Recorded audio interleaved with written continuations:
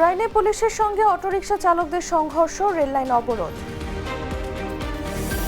খালেদা জিয়াকে সেনানিবাসের বাড়ি ফিরিয়ে দেওয়ার দাবি আলালের।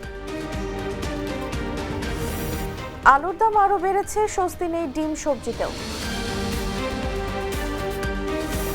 5 দেশে গমনেচ্ছু বাংলাদেশিদের জন্য সতর্কতা। পারমাণবিক কার্যক্রম বাড়ানোর ঘোষণা ইরানের।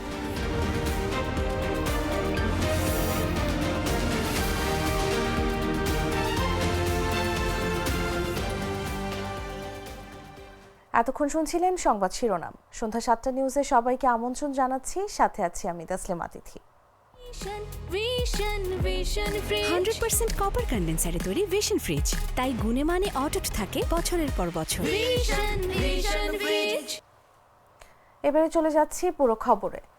রাজধানীর জুরাইন রেলগেট এলাকায় পুলিশের সঙ্গে ব্যাটারি চালিত অটোরিকশা চালকদের সংঘর্ষের ঘটনা ঘটেছে। এতে আজ শুক্রবার বেলা 11টা থেকে ঢাকা পদ্মা সেতু রুটে ট্রেন চলাচল বন্ধ হয়ে পড়ে। কমলাপুর রেলওয়ে স্টেশনের স্টেশন মাস্টার আনোয়ার হোসেন বলেন, জুরাইন এলাকায় ব্যাটারি চালিত অটোরিকশা চালকরা বেলা 11টা থেকে রেললাইন দখল করে অবরোধ শুরু করেন। ফলে 11টা থেকে আমরা ওই লাইনে কোনো ট্রেন চলাচল করতে পারছি না। ঢাকা থেকে পদ্মা সেতু হয়ে এবং ঢাকা থেকে নারায়ণগঞ্জ রুটে ট্রেন চলাচল বন্ধ রয়েছে। এদিকে দুপুর 2টার দিকে স্থানীয় বিএনপির নেতাকর্মীরা বিক্ষোভকারীদের ধাওয়া দিলে তারা ওই এলাকা থেকে সরে গিয়ে অন্যত্র অবস্থান নেন। ট্রেন চলাচল বন্ধ থাকায় ঢাকা থেকে ফরিদপুর, ঝিনাইদহ, কুষ্টিয়া, যশোর ও খুলনাগামী অনেক যাত্রী এখন কমলাপুর শহরতলি স্টেশনে অপেক্ষা করছেন বলে জানা গেছে।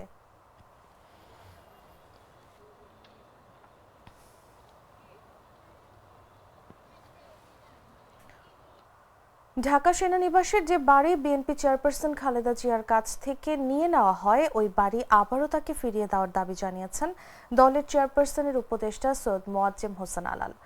আজ শুক্রবার জাতীয়তাবাদী প্রচার দল, শহীদ জিয়া পরিষদ ও ইসলামী বিশ্ববিদ্যালয় অ্যালামনাই অ্যাসোসিয়েশনের পক্ষ থেকে প্রয়াত রাষ্ট্রপতি জিয়াউর রহমানের সমাধিতে শ্রদ্ধা জানানো হয়। বিএনপির প্রতিষ্ঠাতার সমাধিতে শ্রদ্ধা জানানো শেষে এ দাবি জানান তিনি। মোয়াজ্জেম হোসেন আলাল বলেন, নবগঠিত নির্বাচন কমিশনের উপর বিএনপি আস্থা রাখতে চায়। কথা বেশি না বলে নির্বাচন কমিশন কাজের মাধ্যমে তাদের সক্ষমতা প্রমাণ করবে। একই সঙ্গে সরকার যেসব সংস্কার কাজ শুরু করেছে তা দ্রুত শেষ হবে বলেও প্রত্যাশা করেন বিএনপির নেতা।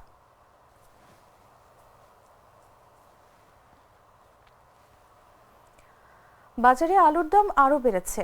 গত সপ্তাহে 2 দফা বেড়ে হয়েছে প্রতি কেজি 80 টাকা, যা আগে ছিল 70 টাকা। আর গত মাসে প্রতি কেজি আলুর দাম ছিল 60 টাকা। আলুর সঙ্গে কিছু সবজির দামও কেজি প্রতি 10 থেকে 20 টাকা বাড়তি দেখা গেছে। তবে স্থিতিশীল আছে ডিম ও মুরগির দাম। অন্যদিকে গত মাসের মতো চড়া না হলেও সবজির দাম কিছুটা বেড়েছে। এর মধ্যে টমেটো, গাজর বিক্রি হচ্ছে 160 থেকে 180 টাকা দরে। অন্যদিকে কলমি শাক, লাল শাক, ডাঁটা শাক, পুঁই শাক সহ বিভিন্ন শাকের দামও 5 টাকা করে বেড়েছে বলে জানিয়েছেন বিক্রেতারা। অন্যদিকে মশলা পণ্যের মধ্যে পেঁয়াজের দাম বেশি।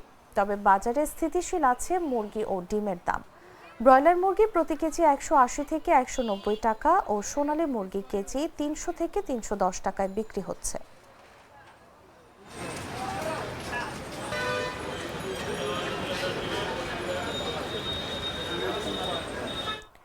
বিশ্বের 5 দেশে গমনেচ্ছু বাংলাদেশিদের জন্য সতর্কতা দিয়েছে প্রবাসী কল্যাণ ও বৈদেশিক কর্মসংস্থান মন্ত্রণালয়। সেগুলো হলো থাইল্যান্ড, মিয়ানমার, লাওস, ভিয়েতনাম ও কম্বোডিয়া। এসব দেশে গমনেচ্ছু বাংলাদেশি নাগরিকদের প্রবাসী কিছু অসাধু ব্যক্তি ও এসব দেশে গড়ে ওঠা বেশ কিছু স্ক্যাম প্রতিষ্ঠান আকর্ষণীয় বেতনে চাকরির প্রলোভন দেখিয়ে নিয়ে জিম্মি করার তথ্য মিলেছে। এই অবস্থায় বিদেশে চাকরির উদ্দেশ্যে গমনেচ্ছু বাংলাদেশিদের এসব দেশে কম্পিউটার পরিচালনা সংক্রান্ত চাকরির প্রস্তাব পেলে অধিকতর সতর্কতা অবলম্বনের পরামর্শ দেওয়া হয়েছে। ব্যাংককে বাংলাদেশ দূতাবাস মিয়ানমার ও কম্বোডিয়ায় গড়ে ওঠা স্ক্যাম সেন্টারগুলো থেকে মুক্তিপ্রাপ্ত বা পালিয়ে আসা বেশ কিছু বাংলাদেশিকে এরই মধ্যে দেশে ফেরত পাঠাতে সক্ষম হয়েছে। এ বিষয়ে সংশ্লিষ্ট দেশগুলো সরকারকে প্রয়োজনীয় ব্যবস্থা নিতে অনুরোধ করা হয়েছে।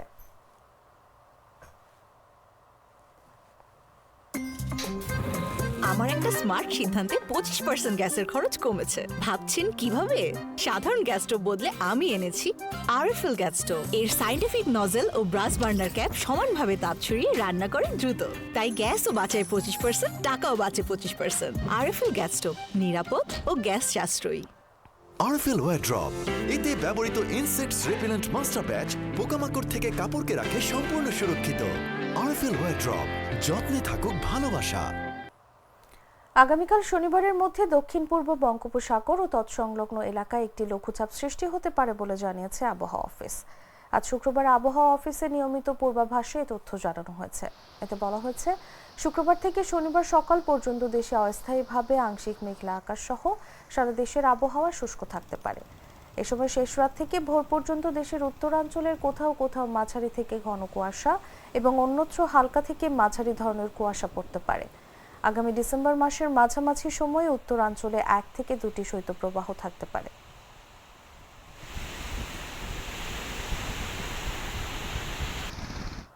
আওয়ামী লীগের নেতাকর্মীদের উদ্দেশ্য করে জামায়াতে ইসলামীর সহকারী সেক্রেটারি জেনারেল রফিকুল ইসলাম খান বলেছেন, যারা মাঝে মধ্যে উকিঝুঁকি মারার চেষ্টা করছেন তাদের বলবো, আপনাদের নেত্রী আর কখনো দেশে ফিরবেন না।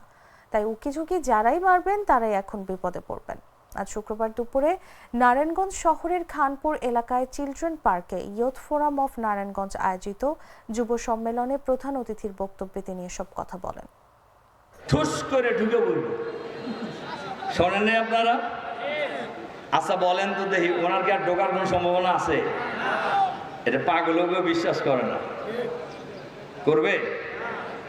আমি বলি যে যার হাতে ছিল আর্মি, পুলিশ, বিডিআর, র্যাব, সচিবালয়, দল, সন্ত্রাস লীগ, হেলমেট লীগ, যুবলীগ সব থাকার পরও যে মহিলা সবাই আপনাদেরকে রাইখে চলে গেছে পালায়া, তিনি আবার আসবেন এই কথা মনে করিয়া যারা মাঝে মধ্যে উকিঝুঁকি দেওয়ার চেষ্টা করছেন তাদেরকে বলবো, আপনাকে নেত্রী আর কোনদিন আসবেন না, যাই না।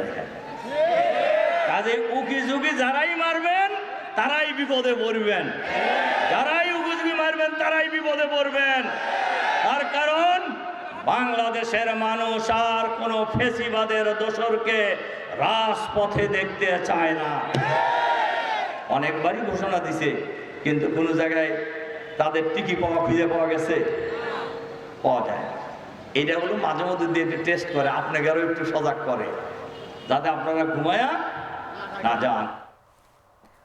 কুড়িগ্রামের ব্রহ্মপুত্র নদের বালুর চরে বিশাল ধূলিঝড় দেখা গেছে। এ সময় চরের ধুলো উপরে উঠে মেঘের সঙ্গে মিশে যায়, এতে গর্তের সৃষ্টি হয়েছে চরে। বৃহস্পতিবার বিকেলের দিকে এ ঘটনা ঘটে। রৌমারী ও চিলমারী উপজেলার মাঝে ব্রহ্মপুত্রের শাখাহাতির চর নামক এলাকায় এ ঝড় দেখতে পান রৌমারীগামী নৌকার যাত্রীরা। স্থানীয়রা এটিকে বাউকুড়া বলেন। শাখাহাতির চরের বাসিন্দা মোহাম্মদ নুর আমিন বলেন, চরে মাঝে মধ্যে ছোট ছোট বাউকুড়া বা ধূলি ঝড় দেখা যায়, তবে এত বড় ধূলি ঝড় গত 5 বছরে দেখা যায়নি। অনেক সময় এই বাউকুড়ার কবলে পড়লে বাড়িঘরের ক্ষতি হয়, ঝড়ে গর্ত সৃষ্টি হয়েছে, তেমন কোনো ক্ষতি হয়নি।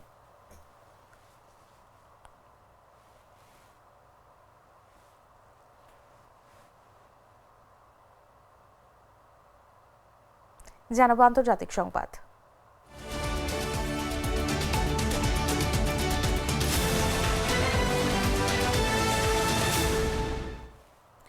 আন্তর্জাতিক অটমিক শক্তি সংস্থা ইরানের বিরুদ্ধে একটি প্রস্তাব পাশ করেছে। এতে বলা হয়েছে, পারমাণবিক ইস্যুতে তেহরান অসহযোগিতা করছে। এর প্রতিক্রিয়ায় ইরান নতুন ও অত্যাধুনিক সেন্ট্রিফিউজ সক্রিয় করার ঘোষণা দিয়েছে।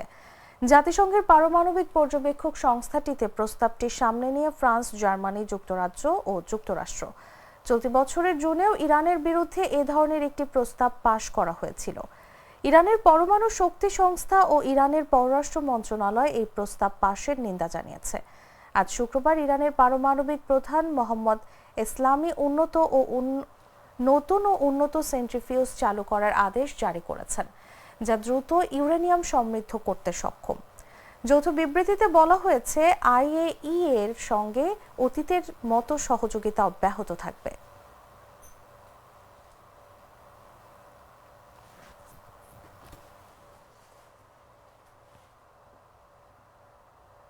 জানাবো খেলার খবর।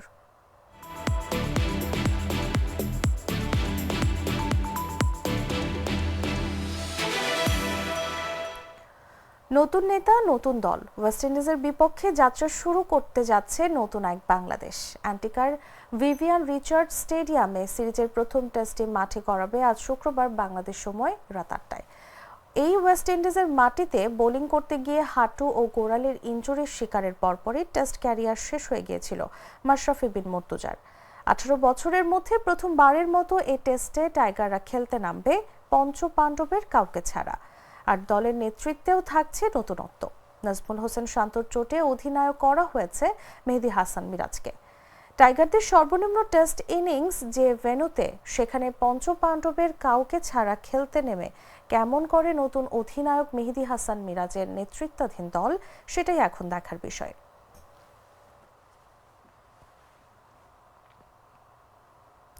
দর্শক, এই ছিল এখনকার মতো। প্রতি মুহূর্তের সর্বশেষ খবর জানতে ভিজিট করুন jagonews24.com।